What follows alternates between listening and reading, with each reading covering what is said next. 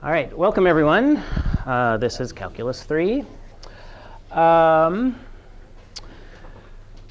So game plan for today to do some introductions first of each other, and then introduction to the course, and then we'll just start right in with the material. So before we go to the sort of monologue portion where I go blah, blah, blah, this is what the course is about, I thought we could do some quick introductions. And what would be helpful for me would be if we went around the room and if you said your name, and I'm going to write your name on the board because it's really helpful for me to see it and it sort of slows everything down. And maybe we'll do a bunch of get to know you activities over the next week or two, but maybe like the place or places you're from, just to share to start off with. I know it's not, we'll get more and more creative as the term goes on, but I figure we should warm up so nobody like strains anything. Who wants to start? I'm Olivia. I'm a fourth year, and I'm from Bar Harbor. Okay. So I want to go over some things about the course. I'll try to do this quickly. Rather than like print out all the stuff, this is all online, so I thought I'll just like show it to you online, and then you can stare at this instead of wrestle through papers. All right, so come on. All right, so my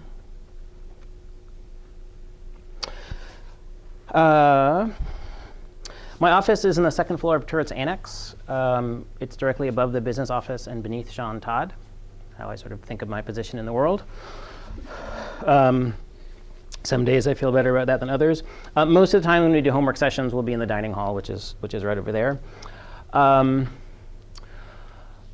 So in terms of, we'll set up a couple of different homework help sessions. And if you want to meet individually, just let me know. I suspect that between the three of us, the two TAs and I, if you need help on something, send us an email, and one of us will be able to help you within 24 hours or something. That's typically how it works.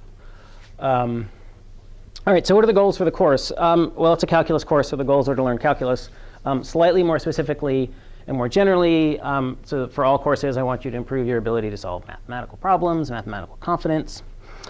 In particular, the content for the course, multivariable calculus, so understand and know how to use partial derivatives, directional derivatives, double and triple integrals and their applications. Gain some experience using a computer to help you do mathematics. I'll say more about that in a bit. Nobody should panic.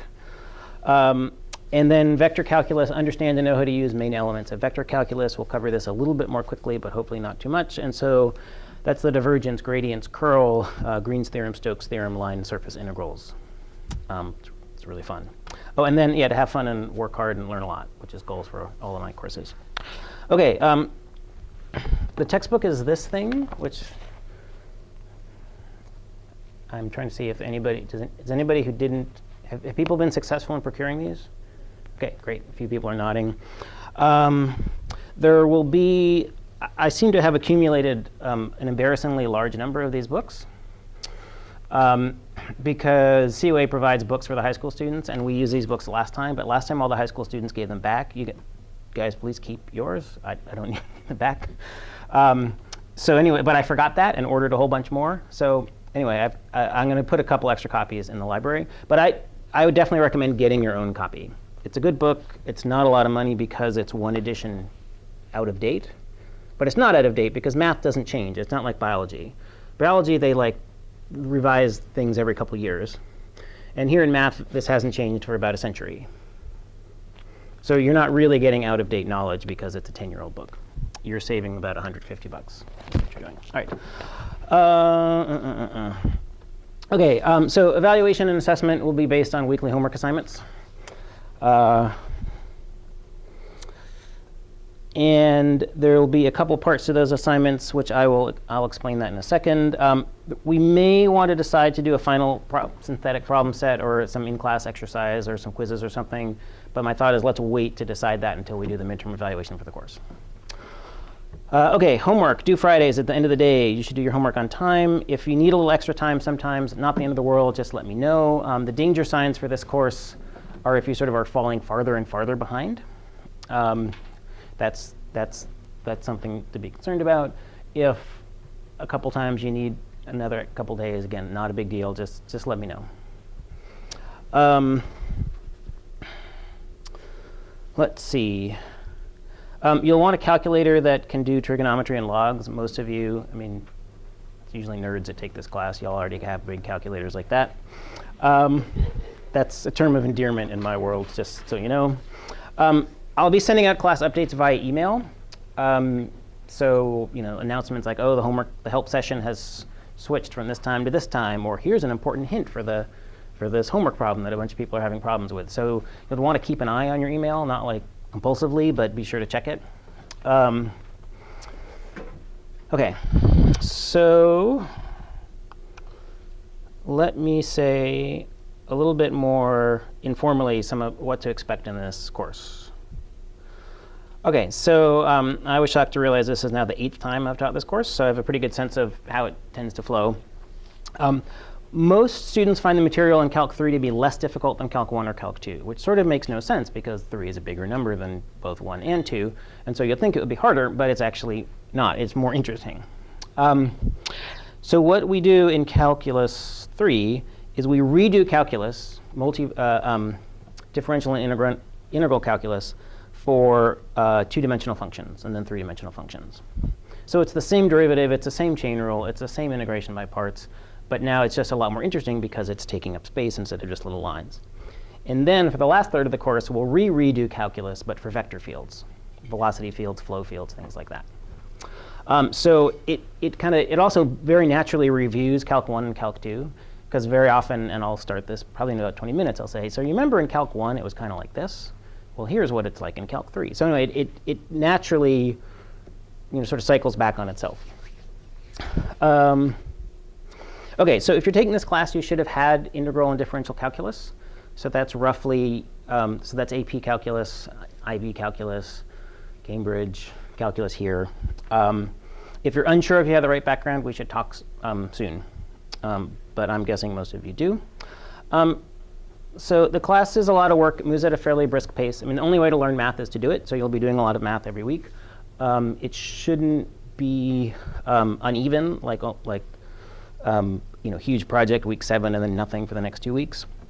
So it should be pretty good, steady math workouts all the time. We're going to meet 3 times instead of 2.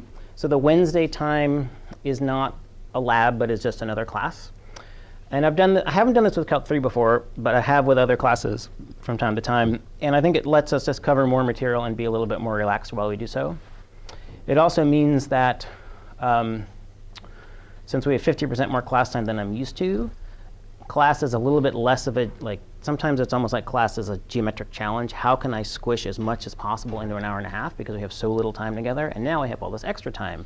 So it means that if we're 5 or 10 minutes before class is supposed to end, and you're all exhausted and we've done what I want to do for the day, I don't feel like, oh my God, I have to start the next day because, So I think it should help us be a little more relaxed, and it also gives us a little bit of a buffer in the unlikely event we lose a day or two due to snow.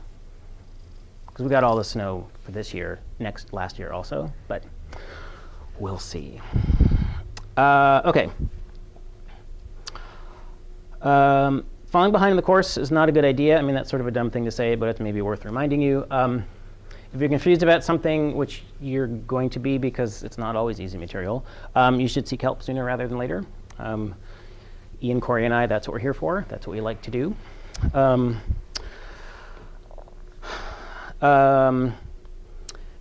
The assignments are not easy, and that probably includes the one for this first week. It's certainly not a short assignment. So the obvious things apply. Don't wait till the last moment. Work in groups and seek. Don't hesitate to seek help when you need it. OK, here's something new and exciting. So this year I'm going to try an online homework system called WebWork. WebWork is developed by the Mathematical Association of America. It's open source. It's a not-for-profit sort of thing. And here's my thinking on why to do this and what I think the benefits will be. But it's an experiment. But by the nature of an experiment, I don't know how it will work, because if I knew how it would work, it wouldn't be an experiment. So a lot of math problems. OK, so a benefit of doing the online system is you get instant feedback. Am I doing this right or not? The computer tells you. And if you get it wrong, you get to do it again. Right? So these aren't one-shot deals. You, for almost all problems, can submit as many solutions as you want until you get it right. And so you're getting instant feedback. So that avoids the phenomena that happens sometimes. Like you're struggling to figure out how to do the chain rule, and you think you're doing it right, and you do an entire problem set where you make the same mistake on every single problem. That's not really beneficial to anybody. And then maybe, like if I'm really fast, I get homework. There are a lot of you. I get homework back to you in a week, a little bit more. You've moved on in your life. You're doing product rule or integration at that point. And so it's a way to get instant feedback on particular topics. So I think there's a real value to that. So another benefit is the problems are automatically marked, and so that saves the three of us an enormous amount of time, I'm hoping. So I feel like when I'm grading, and particularly in a class like this, I haven't counted, but when there's almost 30 of you, and the only way to learn, say, the chain rule is to do 15 problems. Well, 30 times 15, like I just end up marking right, wrong, and that just seems like a really silly use of my time. And I don't know how you guys feel, but it probably doesn't feel like a fantastic use of your time either. And so what that means is that then gives us more time to spend like actually interacting with you as humans as opposed to the pieces of paper you hand us. So it'll let us have more time to give you help on problems and meet outside of class. So another potential benefit is that some of the problems are randomized, meaning that everybody in the class will get a slightly different version of the same problem. And so I think that will sort of do away with the understandable, temptation, not in any malicious way. So when you're working with other people, if you're working on the exact same problem, it's easy to inadvertently sort of just copy what they're doing instead of actually understand what they're doing. And so if you're having to work slightly different versions of the same problem, that sort of bumps the collaboration up from what's the answer to you have to be talking about what the technique is. So I think it'll make those problems a little bit more valuable. So those are all potential benefits. These are used at a lot of different schools. The system we're using has been around for a decade. So I'm pretty optimistic about it. And I want to go for it for the first couple of weeks. If it's a disaster, obviously we'll change. But I don't think it's going to be a disaster. There still will be normal homework where you'll actually write on pieces of paper, because I think there's value to that too. Because the online stuff is good for just the sort of I don't want to say drill and kill, but you just need to practice a certain technique a bunch of times. Or there's some little puzzles you kind of need to work through to learn how to read certain types of multidimensional graphs. The written homework, I'm hoping, can evolve to 4 or 5 or 6 problems a week that are much more interesting and open-ended, more sort of word problem, application sorts of things. We'll see if we can kind of get to that. So that's my goal. And then you spend time actually writing up problems that are worthy of writing up, as opposed to just quick little things to figure out to make sure you understand stuff. So it's going to take some fine-tuning, but I'm pretty psyched about this. Some of you look one notch above nonplussed, which I'll take as a victory. OK.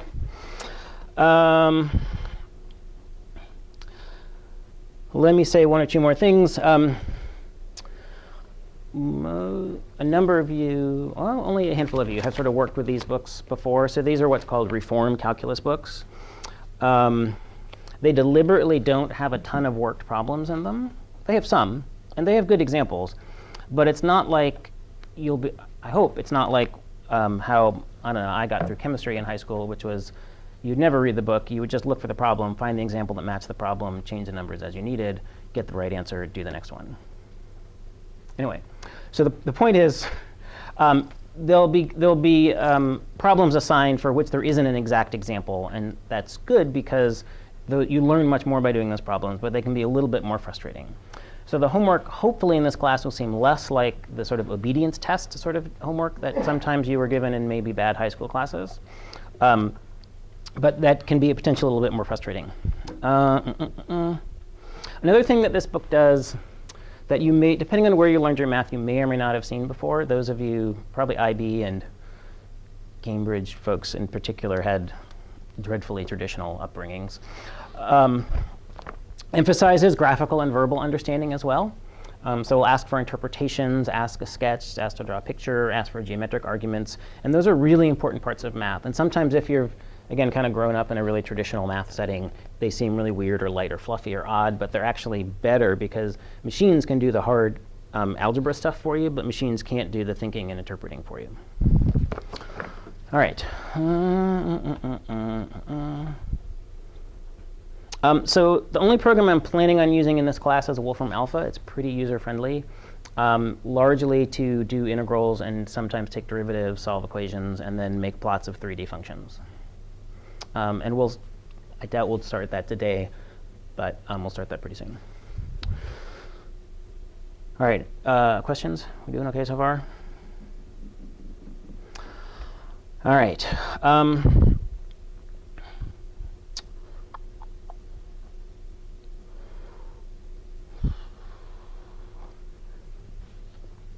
I sort of got potentially another 10 minutes of monologue, maybe 7, but I could put it off till later. I want to just get out of the way. What do you guys feel like doing? Go for it? OK, OK, all right. Don't wake me up. Just keep talking. All right. Oh, and then I want to show you one thing about web work. God, this connection is really slow. All right. All right. So a few thoughts on doing homework and learning math through problems. So again, most of you know this because I'm sure because you're taking classes from here, or you're good at learning math, or and so on. But problem write-ups are your permanent record of understanding of the material, and that's particularly true in a class like this where there's not exams. So it's not like you're just gearing up for a big exam. You dump your brain onto a piece of paper and then you forget everything. So you'll want to make them complete enough that you could actually understand them later. So there may come a time, who knows, when high school students are taking an electrical engineering class and all of a sudden like gradients come up. You're like, what the hell? I understood that 2 years ago. But then you actually have something you can go look. I'm like, yes, I remember. I understood that. So anyway, so think about like they're sort of you're forging a permanent record of your understanding. So solutions, I mean, this is sort of obvious, should be clearly and logically presented. Use a lot of space. I'm a big fan of blank pieces of paper. Lines can be a little bit oppressive. And particularly the sort of COA conservationist approach. I actually don't even have any line paper on me. People feel compelled to use every single line, and then there's just this like dense chunk of things that's really hard to read. But scrap paper like this comes in almost endless supply in recycling containers. And so you're actually, rather than feeling guilty for using paper, you should feel good for using paper, because if you don't use this paper for math, it will become a toilet paper or a cereal box, a much worse fate. So anyway, so like don't be shy about using a lot of space. Equations should be accompanied by prose. So even like if you're going to launch into a long calculation, say, I am solving for x, or now I need to isolate z squared on the right. Like little comments like that can be really helpful, particularly when you're trying to understand what you did later on. If you haven't already, you should aim for some sort of semi-structured style for solving problems. Everybody I know who's good at math, whatever that means, has some sort of approach. Like this is how they solve math. And that could, some of it's, starting by writing out like when you don't understand the problem, you write out what the problem is. And often then you realize, oh, I do understand the problem. Or even just like having a sort of, oh, this is my math pencil. Like, like when I do serious math, it's always a mechanical pencil. When I'm just screwing around, I use a pen. Those are sort of my sort of things. But in this class, if you haven't already, you should develop your own style. And let me say a little bit more about that. So one of the reasons for that is that then when you don't know how to solve a problem, which is usually the case, because then it wouldn't be a problem, you know how to act like you know how to solve the problem, and that often is enough to help you solve the problem. Which sounds really silly, but it actually works. Like if you're trying, like if something bad is happening and you're trying to stay calm, what you should do is act as if you're calm, and then you are calm. That also, it sounds really dumb, but it works. So it's the same thing with math. Act like you know how to solve the problem. That's half the battle. Another analogy I heard for this recently, and I don't know if this is true because I'm not a skier, but it's sort of a skiing analogy. But technique in skiing, I guess, is important. Seems logical to me. And so like, when would you want to work? And it's particularly important when you're going down like really steep, scary things, right? Again, I'm just guessing. That seems logical to me. And so when do you want to work on your technique? You want to work on your technique before you get to that really scary thing that you're going to die on, or whatever happens, or you're going to tumble and hurt yourself on. So the point is, you want to sort of practice that technique on merely challenging problems. So then you sort of have that technique really firm when you're a little bit out of your comfort zone and you're a little bit in danger. And the good thing in math is you're not going to die. In skiing, you know. All right. OK, so I don't give numerical grades on homework. I'll give a letter grade and try to give a bunch of comments. If you don't want a letter grade, that's totally fine. Just write no letter grade, and I won't do it. I'm mainly interested in seeing that you attack the problem, engage with it. If you got confused in a few things, that's not a big deal. Being clear and wrong is often more useful than being unclear and right. Because if you're unclear and right, I don't know that I know. You might have just gotten lucky, or you stumbled your way to an answer. If you're clear and wrong, then it's like, oh, OK, you made a mistake here, no big deal. Now you know how to do that. But if you're unclear and wrong, that's probably the worst, because then I have no idea what to say. All right, minor request. It would be great if you could write the assignment number. Although actually, maybe that problem is going to be obviated. I'm going to try something a little bit different this year. This is another crazy experiment. So in addition to these, I'll hand these out just in case you don't have printers, but this is online. There's also a cover sheet for you to fill out that has a space for your name. So hopefully that will make sure people actually put their names. So between this class and my other, I'll be getting 50 assignments in my mailbox every week. So any little help you can do to keep me organized is fantastic. I'd also love to know the list of students you collaborated with on the assignment, just to kind of get a sense of who's working with whom. Often I can sort of figure it out by, and the point is not to discourage collaboration, but just sort of to have a sense of, are people isolated? Are people working together? A note for if you got help from either Corey or Ian or from me. Actually, there's not a note from me, because presumably I would know if you got help from me. but I didn't list me. If you consulted any other textbooks or videos or anything, and then a couple questions. Were you able to get enough help? About how long did it take you? Anything else you want to complain about? So anyway, if you could, we'll see how this works. But if you could hand in this cover sheet as well, that would be fantastic. So sometimes it happens that you get 85% of the way done, but there's like a problem or two that you haven't done. And so then students will sort of hand things in installments. Like, oh, I didn't get to these two problems. I'll hand those in on Monday. And that somehow is incredibly confusing for me. So if you do that, at least please make it very clear that more homework is coming. Or better still is just kind of hand it in all at once. I'd almost rather just wait a day or two, hand it in all at once with a nice staple. It's awesome if you do the problems in order. Because again, and hopefully we'll be doing less grading than we have in years past, because we're outsourced some of that to machines. But the sort of having to do a scavenger hunt if you do things out of order, no big deal. Just say, hey, these problems are out of order. But the scavenger hunt thing can get sort of really frustrating when you're in sort of your third hour of grading and your eyeballs are bleeding and your soul is crushed.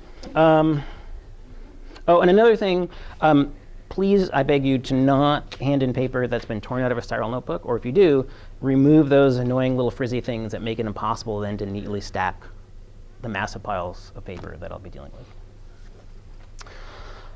All right, I think that's it. There were, OK, now I've got 2 or 3 more minutes. Some of this I've already said. Develop a style, hone your problems. So for difficult or multi-step problems, I think it's useful to think about sort of 2 phases to problem solving. So this isn't the OK, do 10 product rule ones, boom, do it, yep, OK, I think I got it. Oh, this is, no, not those sorts of things, but the sort of harder ones. The first one is figuring it out. And there you're going to hopefully fill up lots of pieces of paper like this with wrong things, and then you'll get it right. And there'll be sort of dead ends, and there'll be scribbles and eraser marks, and so on.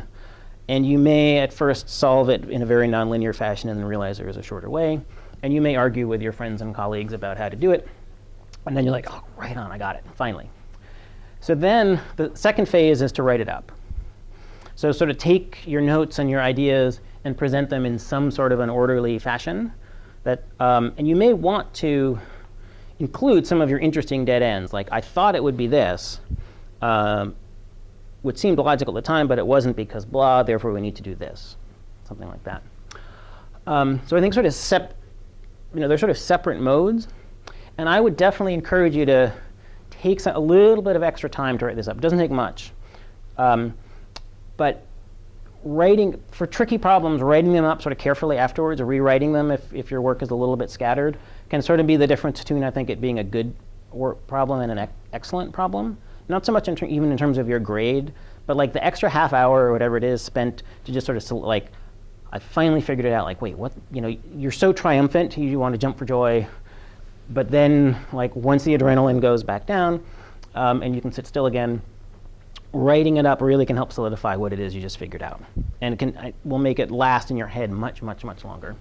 And when collaborating with others, I recommend, and this is pretty common advice because I've been reading a bunch of sort of problem-solving advice online, that the figuring it out thing, some people really like to work collaboratively. You're there, you're all scribbling over each other's work and arguing. But then when it comes time to write it up, that's often best to do that alone, which sometimes, and I've seen some students here do this, we'll sort of work at the big table solving problems. OK, I think I have them all. Now I'm going to go to a quiet table and write it up. And then I can come back to the noisy table if there's something I thought I understood and I didn't. So it doesn't mean you have to actually physically isolate yourself, but I think that pattern is a good one. OK, questions? Shall we do a little bit of actual math? Yes, question. Are you sticking with the Wednesday same time, or are you going to switch? For the help session or the? For the class on Wednesday. For Wednesday morning, I was going to keep it the same. Yep. Let me mention. So today, I'm going to sort of like cover stuff from 12.1, 12.2, 12.3. I kind of feel like it makes sense, as I'll explain, to kind of do all of these together. And then we'll do all of the different aspects of those tomorrow. Friday in class, we'll do 12.4. I'll be available for homework help Wednesday in the dining hall from 5 to 6. Ian or Corey, do you know times you'll be available yet? OK, you guys can email them out. Yeah. I'll definitely be available either Thursday or Friday for a little bit.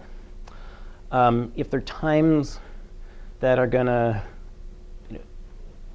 it might take us a week or two to reach, sort of like Anil, have the schedule settle out, but I'm not too worried about it. High school students, I don't know of your schedule or your travel ability, but I'm open, and not just for high schools and for everybody, but another thing that might be interesting to try, sort of like an online help session, a Google Hangout. It sounds like the stupidest name ever. Anyway, Google really had run out of clever names. Anyway, so I'm totally up for trying things like that as well. Often that works better than like trying to email stuff because you can actually show each other pictures and so on. So anyway, we'll need to figure all that out. Don't be shy about asking for help, or if there's a time, my schedule's busy but flexible enough that we'll be able to figure something out. OK. So I think I'm going to make this go away, turn on a little bit more light. All right. So the first 2/3 of the course is about doing calculus with multivariable functions. And so we'll do differential calculus, think about derivatives of multivariable functions, and then we'll think about integrals of multivariable functions. But before we can do that, we need to think about what multivariable functions are. So in Calc 1 here, and probably in Calc 1 in other places, we started just with a review of functions and sort of thinking about functions in new ways that foreshadow derivatives, right? Rates of change. So that's what Chapter 12 is going to be. I'm hoping to get through Chapter 12 this week. Oh, crap. There was one thing I wanted to show you on web work. OK, let me explain to you the thing I wanted to show you on web work. So you log into web work, which I've seen most of you have done at this point. And it's not the most beautiful user interface, but that's OK. And you'll click on the assignment. You should now, the actual assignment now should be available to you in addition to the demo one. And there will be a large bar at the bottom that says, generate a PDF of this assignment. That's not ringing any bells. So if you do that, what will happen is you'll get a PDF of the assignment, not shockingly. But it's sort of, I mentioned that because it's not entirely obvious that thing is there. And then you can print that out. And I think it'll be much easier to work from that printout than try to sort of do math on the screen. And so probably the recommended thing, most of the time what you might want to do is print the thing out, do work on paper or write on the thing you printed out, and then you can just go to web work and then plug in your answers once you get them. And the other thing that web work will do is it'll also save answers for you. So let's say you do a problem set, you got a few things wrong, but then you get everything right because you can submit again and again and again. You can print it out with all of your answers if you want a sort of permanent hard copy record of it as well.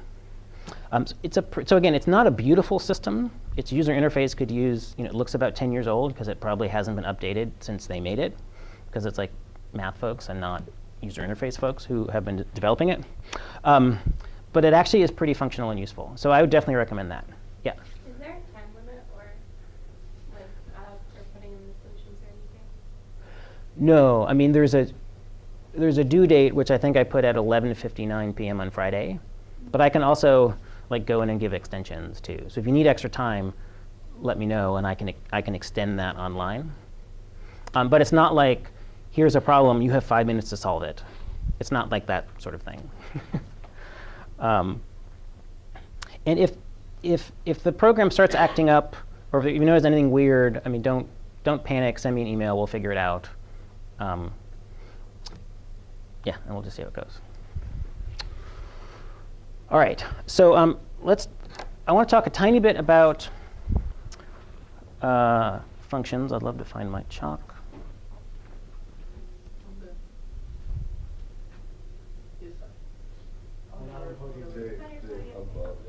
OK. Thanks. Usually there's so many pieces of chocolate it doesn't matter. It doesn't matter. Thank you. So I want to say a little bit, just a tiny bit about functions of two variables, how they're different from functions of one variable, and then we'll probably spend almost the rest of the class having you guys work on some exercises. So what are some ways? So let's think about 1D functions. What are some ways to think about 1D functions? There's so many ways. Go for it. They define lines. Define a line. Yep. So we could do like a graph like that. Some other 1D functiony things. Yeah, you can just sort of it's not really even a question. Just like words. Yep. So we can describe it with words. How else can you? Sorry? Oh, like a.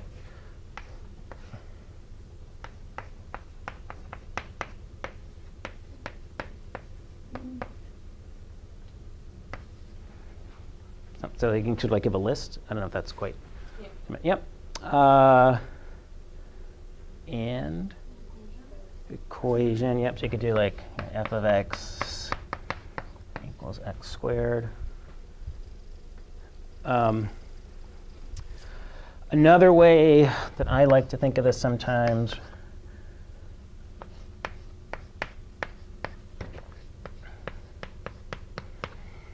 it's an action or a procedure. This is basically what the formula does, but I like this sort of picture thing. It's a function. It does something. It takes an input, and it gives you an output. The output is called f of x.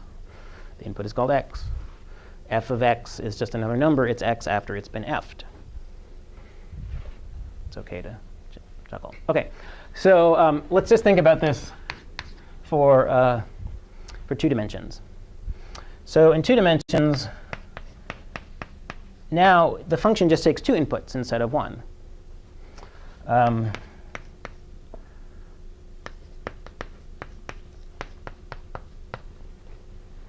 Who knows?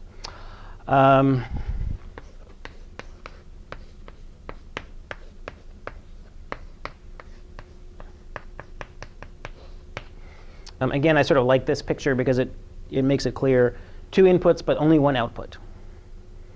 Later in the course, we'll see what happens if you have 2 inputs and 2 outputs. Vector in, vector out. Now it's a point or a vector in and just a number out. Let's see. We can still do words. Tables.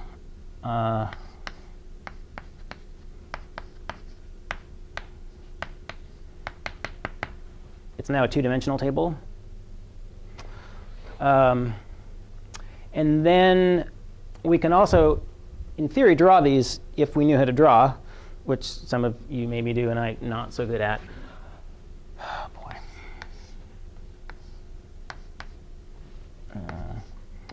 So the input, we have 2 inputs, x and y. And a way to think of this is that the output is z, like an altitude. So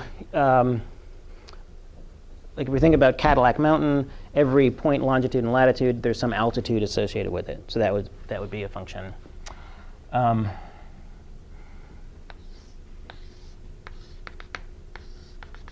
this is some sort of mountain-looking function. This will be the first of many bad 3-dimensional drawings in the class. OK. So what we need to do in these sort of 3 sections of the book is get comfortable with all this stuff. And so we'll need to think about, how do we think about graphs? You know, they're a little more complicated than this. Tables are kind of a pain. The algebras, you know, we've got 2 things instead of 1. No big deal, but we kind of want to develop a little bit of intuition, particularly since most of your mathematical life has probably been spent just over here, f of x, f of x, f of x. All of a sudden, it's f of x and y. So what I want to do is give you some exercises to work on in groups. This is not to be handed in. We will pause from time to time and discuss this, and I'll put answers on the board. But I think just letting you plunge into some of this will be the way to go. So go ahead and break into groups or pairs, I guess. OK, let me say just a few things about the first 5 or 6. It looks like most people have gotten through those, so I just kind of want to say a few things, and then I'll stop talking again, and we can keep plugging along. So this table of numbers, if you were to graph it, it would look something like this, maybe, probably, but you have better drawings. It's sort of an upward opening bowl. It's always positive, and it's sort of curving up like this. This is also be the first of many times when I'm acting out services, because I can't draw. Something to look forward to. Glad it'll be on video for everybody to see. OK, so we want to know if a function is increasing or decreasing. So already we can see things are more interesting than Calc 1 or pre-calc, because in Calc 1, I'll say, hey, when x is 7, is f of x increasing or decreasing? Here I have to say, well, in what direction might it be increasing or decreasing? So imagine you're standing, you're practicing skiing with the technique you've learned so you won't die. And you're here. You will have different directions. I mean, how steep the slope is depends on which direction you go down it. So already, there's not just one slope. I'm sort of like giving away the punchline, but you can see it already. There's not going to be just one slope, which means there's not going to be just one derivative. Depends on the direction. OK, so if you're in the x direction, sorry, if you're at x equals 1, y equals 1, so that's over here. If x increases, what happens to z? And I guess the answer is here, right? It goes up. If y increases, what happens to z? It goes up. Yep. And you can also see that on the table. So if you are at 1, 1, that's the value 2, and then you say, OK, what if I go from x equals 1.0 to x equals 1.2? I increase x. Oh, z, or whatever this is, increases also. And you can read those off here as well. Does that make sense? And so part of the goal of this, like I said, this is like almost a too simple example, sort of by design. But the idea is that you can sort of see it from the table of numbers, and you can maybe see it from a picture. Same information. OK. All x, y for which the function has a value of 1. What is that going to look like? Circle. It's going to be a circle, yeah. And of course, it doesn't look exactly like a circle on the table of numbers, because whatever spreadsheet program I used, and I made this a couple of years ago, was paying homage to the Greeks and wanted to make everything into a golden rectangle. I mean, this should be a square, right? It's the same dimension on either side. Greeks. But so I could label this z equals 1. What about the set of points for which z equals 2?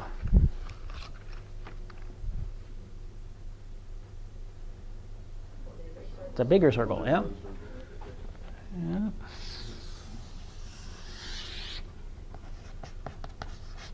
And what about the set of points for which z equals 3? Is the distance between,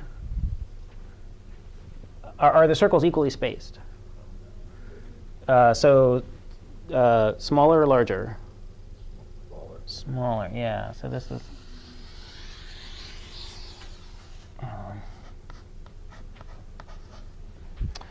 So you've probably seen graphs like this before, maybe. Special name, right? So these are contour maps, contour lines. So one of these things would be called a contour line. It's a set. It's the set of values for which the altitude stays the same. So if you walk along a contour line, you're neither going up nor down. If you walk perpendicular to a contour line, you're going steeply up or down. If you walk neither, something askew, you're going up or down, but not as steep as if you were doing this. So this is a different type of graph for 2D. There isn't really a one-dimensional version of these. So this is another way to visualize this. And so one of the things that's in, so 12.3 is about contour lines. But one of the things from this first set of homeworks is to get used to, just get some practice going from this type of representation to this type of representation and back. Because when we start doing calculus on these things, sometimes we're going to want to have this in our head, and sometimes we're going to want to have this in our head. Yeah. So for the first couple questions, Yep. how they have each direction has increasing or decreasing. Yep. Does the overall function then have increasing or decreasing by itself? Like if you were to look at a point. No, and that's what's interesting. So you describe it in both directions. Yep, exactly.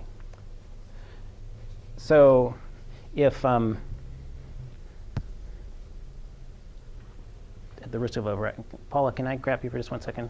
Don't worry, you won't have to do anything. Just, can you just face that way? Okay. So then, I say these stairs are going up, and Paula says, They're going down? right. And who's right? Right. Okay. Right. Sorry. Thank you for your help. That probably wasn't necessary, but the point is, and it's sort of easy, and it is a really crucial difference between 1 and 2D calculus is, and in fact, we won't do this. Thank you for your help. But imagine having 4 or 5 of us all on the stairs, and we would all have different slopes depending on which way we were. So now you need to say, how steep is the surface? You would need to say, well, in what direction? And you specify direction, you can always get a slope. There is, however, I guess is what's called the gradient vector. This is getting ahead of us, which is the direction in which it is steepest, and the magnitude of the vector is the steepness of it. So that was an unuseful mouthful, but sort of your intuition is like, but isn't there like sort of a steepness that's like a special steepness, like, and that is, yes, it's the steepest steepness is sometimes called the special steepness, which is called the gradient. Yeah. So would the derivative at a specific degree not be the same as the derivative 180 degrees away from that? They would be equal.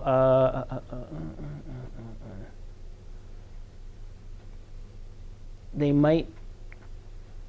Would they always be? They would be equal and opposite. Okay, so one would be positive. One positive and one would say negative. Yeah, yeah, yeah. So I should mention that Chapter 12 is about surfaces. Chapter 13 is going to be about vectors, because you can already see we're going to need to talk about vectors because directions are going to matter, and how do we do directions in math? Well, those are vectors. So Chapter 13 will be building up some vector tools, which you've seen before in other classes, probably in physics. And then in Chapter 14, then we'll put it all together and do derivatives. And in order to do derivatives in multi-dimensions, you need vectors. So, OK, so now we know about contour lines and surfaces and so on. Let's keep going, go through 9. Yeah, let's try to get through problem 13. We'll see how it goes, and then maybe I'll say a little bit about distances too. All right, so there are a few things I want to explain and want to wave my arms a little bit before we end. A few things before I forget. If you're not if you haven't been getting email from me, if you're not sort of on my official list, could you send me an email so then I'll put you on my list? I think most of you are, but the numbers aren't quite working out. So a few people aren't on my list yet, because I'm going to start sending out course reminders pretty soon. Also, a good time to have quick questions or just check up on stuff is right after class. But there's a class that comes in here after this class, and I always have a bunch of stuff to do. So my plan is to always hang out and take a break at the dining hall for 10 or 15 minutes. I can't hang out for too long because I teach again at 1, and I need to dump Calculus 3 out of my head and put chaos into my head for my class at 1. But for short questions, or if you want to catch me, and I think it's a big class that's coming in here at 11, so we should probably do our best to free up the space for them. All right. So problem number 9. So before we talk about this weird interpretation, f of 1 comma y. So this means I'm fixing the value of x and just letting y vary. So what I've done is we've turned this into a one-dimensional function. Now there's just one variable. And there are a couple of different ways of thinking about this, at least 3. One is if you just take your table of numbers and you fix x at 1 and then y varies. I don't know if anybody did this, but you just sort of can circle or highlight that row. I always get rows and columns mixed up. Then you have a bunch of numbers, and you can just plot those numbers like it was pre-calculus or Calc 1 again. Another thing you can do, and this is the waving my arms part. So this is a bowl, an upward bowl. And let's see. So we're going here. No, x is 1. So we're letting x be 1. And then we're just looking at all of those z values. So it's like we're taking a slice out of the bowl. Like if you imagine that this was clay or something, and then you sliced it down at x equals 1, what does that edge look like? It looks like a parabola, but it doesn't start at 0. It starts at 1 because you're not slicing right in the middle. You're slicing over here. So again, the point is that the view of the numbers is the exact same thing as the view of the pictures. Let me jump ahead. So the formula for this function, as you probably guessed, is x squared plus y squared. Again, almost too simple an example. It's like a parabola and a parabola added together.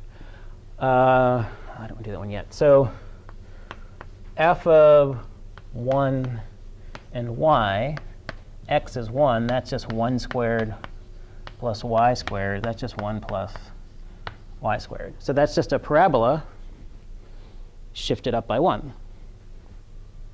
which is exactly what you saw with the numbers, which is exactly what you see with the pictures. So the point is, a two-dimensional function, if you hold constant one of the variables, you're back to a one-dimensional function. And again, that's going to play a key role because we know how to do one-dimensional calculus. So we have these two-dimensional functions. To do a derivative, we're just going to hold one of the things fixed and let the other one vary.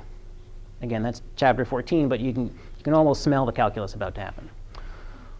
OK. Let me see. Make sure to get to a couple of things. So whatever dumb example I concocted for this. So this is, what is x? X is, y is temperature. And x was hours. Is that right? Yeah. So then this graph tells you, let's see, how your unhappiness depends on temperature if you sleep 1 hour more than average.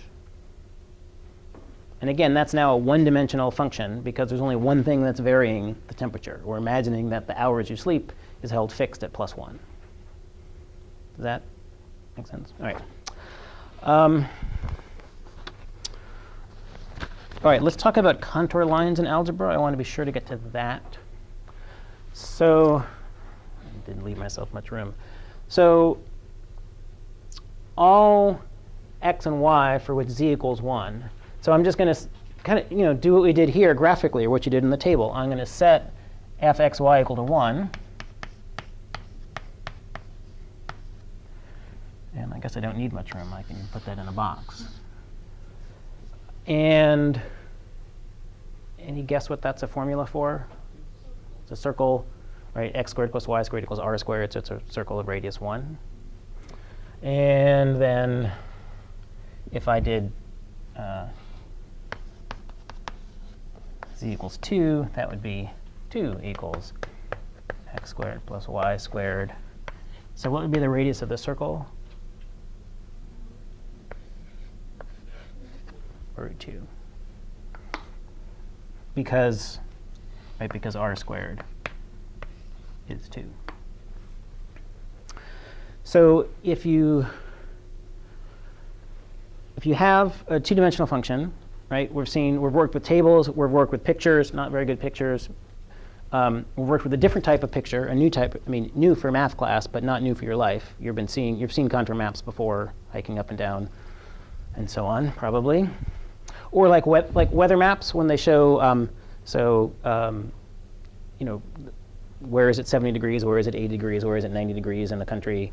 Those lines of constant temperature, those are also contour maps. So what we're seeing is how to go from algebra to 2D graphs to 1D slices. So also another way to think about this is there are a couple different ways. Given a two-dimensional surface, you can turn it into something one-dimensional by asking about the contour lines. What's the set along which the altitude is constant? Or you could imagine just slicing it, which just means put in a number for one of the variables, and then you've sliced the surface. So the homework, there are a bunch of problems that have you practice these sorts of things. It's good to just build intuition about different ways of picturing two-dimensional surfaces. Because again, as you see, we're going to be doing calculus. We're going to want to think about slopes for these things. So we're going to want to have a pretty good geometric idea of what's going on. I've not gotten to talk about the formula for distance in three-dimensional space or the formula for spheres in three-dimensional space. So we'll start class with that tomorrow. So if you start the homework tonight, which I would recommend if you have any time to do so, start poking, and I hope some folks do because there's going to be some web work issue. There's just bound to be. Let's get out of the way sooner rather than later. So you might want to, there are a couple of problems about spheres and distances. You could wait. I'll go over those in class tomorrow. But other than that, I think we've covered most of what you would need to do the homework for Friday. So I think that's it. We'll continue on tomorrow morning. I'm going to pack up, and I'll be over in the dining hall if anybody has any questions.